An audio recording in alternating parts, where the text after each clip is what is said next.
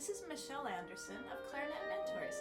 Today I would like to show those of you who are relatively new to clarinet how to shape your mouth and use your air to get your first sound, and also how to really start with great habits so that you sound really good as you're learning the instrument. I've been a professional teacher and a performer for over 30 years now, and I really believe that if you have a good system for learning things, you can learn to play quite quickly, and you can also sound good relatively quickly. So if you're looking for more advanced embouchure and sound tips, please look for some of my other videos. So here's what we're going to do. I'm going to assume, before we go any further, that you've put your instrument together properly and that your reed is set up properly on the instrument. If your reed is accidentally out of place, it can be really hard to sound good right away. And I do have another video in this series on how to put things together if you just want some more pointers on that. So assuming you're all set up, you're ready to go, let's talk about the 3 steps to making a good embouchure, which is the definition we use in music for the shape of our mouth and our lips. I like to divide the embouchure up into 3 different steps to remember, and if you have these in mind, you should sound pretty good. Step 1 is probably the most important part of our embouchure. It's what we do with our bottom lip and our chin. On the clarinet, we have our reed in place on the mouthpiece, and the way we get sound on the clarinet is we blow air across the reed and activate it so that it vibrates like crazy, just like my hand is doing right now. The better the reed vibrates, the better our tone is going to be. So the reason that this part of our face is really important is that the reed actually is going to rest right upon our bottom lip and chin. What we want to do is have just the very edge of the pink part of our lip go over our bottom teeth, sort of like this. And everything else we're going to pull down away from the mouthpiece and the reed. Now you can actually see this better from the side, so I'm going to turn sideways and just show you what that might look like. So I'm going to pull it down, and now you can see there's a nice concave shape there. And most of us have a natural shape where our chin bone sort of curves in. This takes a little bit of practice to do. It's not a natural feeling for most of us. So as we get into the next step, you can help your muscles learn how to do that by actually pulling it down with your finger. So the step 2 is our top teeth actually do touch directly upon the top of the mouthpiece. And there's sort of an ideal place to do that on both mouthpieces. You can get into more details on that as you get more advanced, but if you want a rough guideline for right now, if you were to hold your mouthpiece up to a light source, you would notice, if you look at it sideways, that there's a space between the reed and the tip of the mouthpiece, and that if you go down the mouthpiece a ways, eventually they join. On my mouthpiece, it's right about here. If you were to put your finger in that spot and then just sort of horizontally slide it over to the back of your mouthpiece, that's approximately where you want your top teeth to go. So it gives you a good guideline.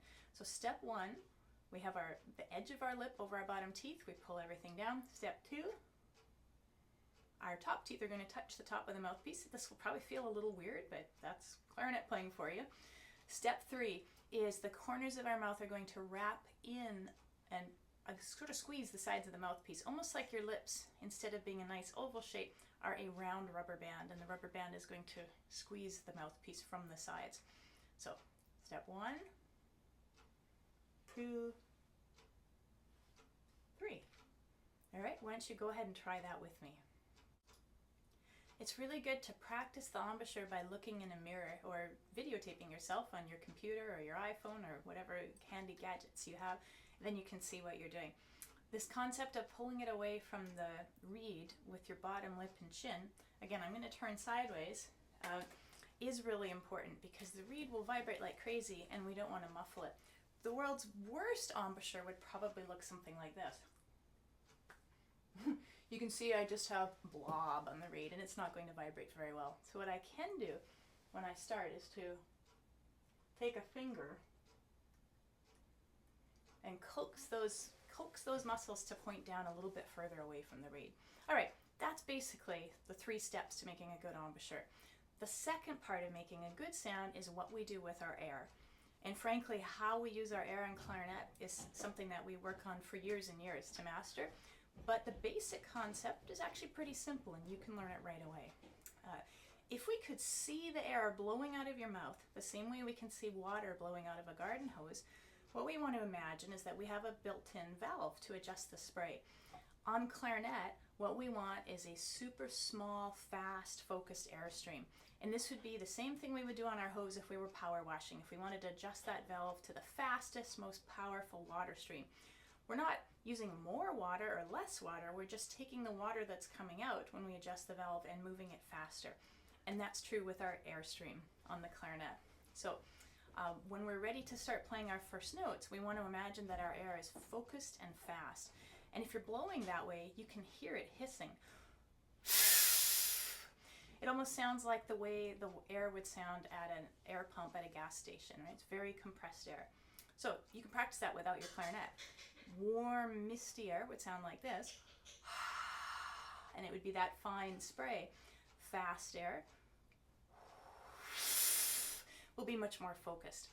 So to make my first sound, I'm holding the clarinet with my right thumb on the thumb rest. I'm just going to put the instrument in my mouth and play. I'm actually playing a G, and since I'm not pressing any keys and all the holes are open, the nickname for that note is our open G. So I'm going to have my 3-step embouchure. 1, 2, 3.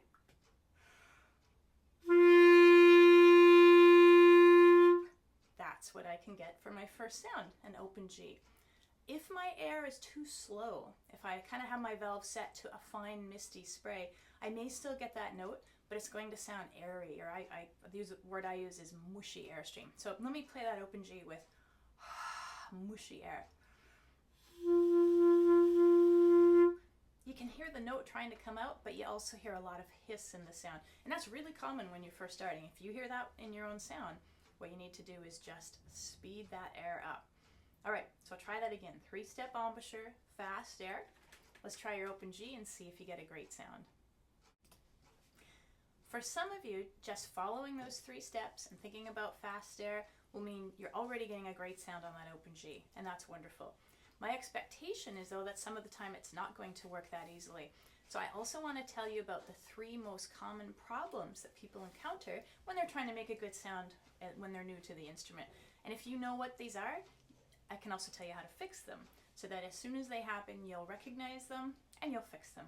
So, most common problem number 1 is you go through all those steps and you get ready to blow and absolutely no sound comes out of the clarinet.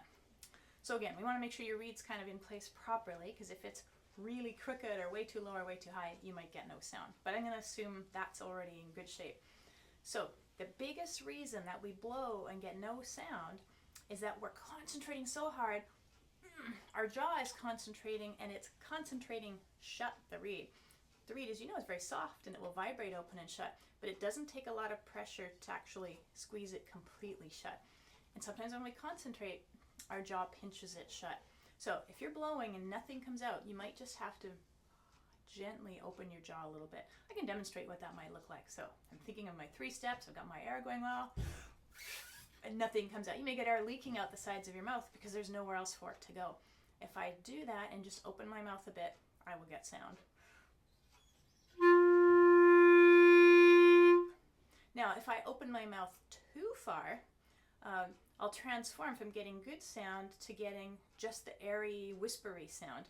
And we actually do need a little bit of pressure on the bottom lip. So if by chance you just hear this sound, your jaw might actually be too loose. That's rare. Usually it's that we're biting too much rather than being too loose. But just in case you're getting that, it's a matter of getting the jaw pressure correct. All right, most common problem number 2 is that you're getting a lot of what I call squeaking, just high-pitched sounds, something like this.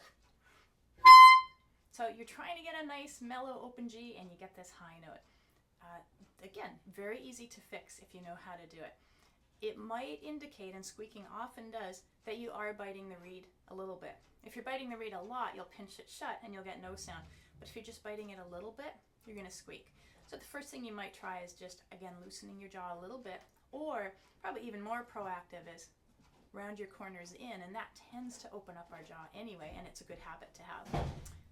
The other thing it could indicate if you're squeaking, and it's very common when you're first starting, is that you've actually put too much mouthpiece in your mouth.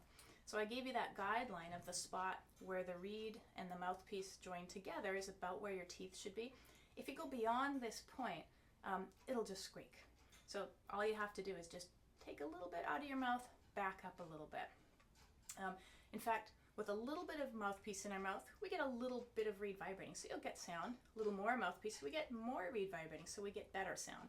So in general, the more mouthpiece we have, the better we sound, until we hit that invisible squeak point that exists on every mouthpiece. When we cross it, we've gone too far.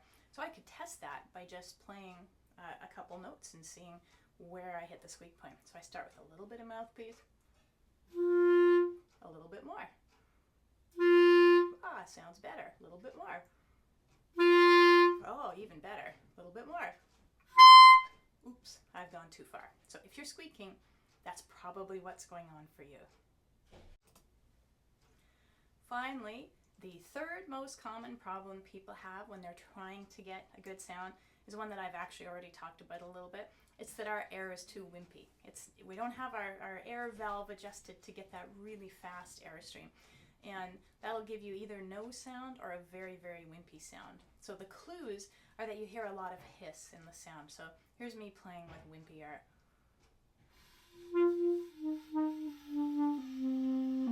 And it can feel very frustrating because it feels like I'm doing everything correctly, but the sound's not coming out well.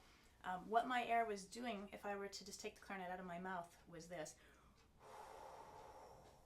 It's a very slow airstream. If I can speed that up and do the same thing, it's going to work much better.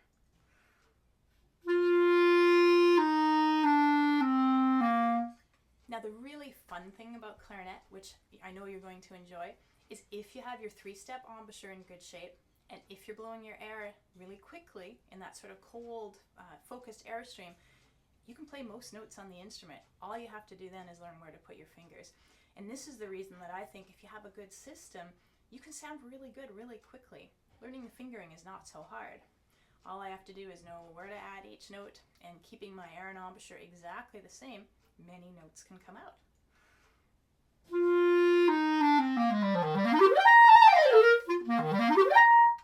All that was just me going. I'm a little three-step embouchure and fast air machine, and the rest is easy. So good luck with all of that, and that sort of covers how we make our first sound with great habits. If you've enjoyed watching this video and find it helpful, I'd love to share lots of other great information with you on how to play clarinet better and more easily. The best way for you to access that great information is to become a member of my Clarinet Mentors community. You'll see a link in the write-up below under this video to www.learnclarinetnow.com. If you go there, you can sign up for the Clarinet Mentors community. That'll immediately give you access to a page that has all of my free videos available to you. And you'll also get a free subscription to the Clarinet Mentors e-newsletter. That comes about every 2 weeks, and each issue will have a valuable piece of information about how to make clarinet easier for you to play, and maybe some great recommendations on equipment and gear that would make life easier for you as well. So please join up. Right below, learnclarinetnow.com. I look forward to having you join the Clarinet Mentors community.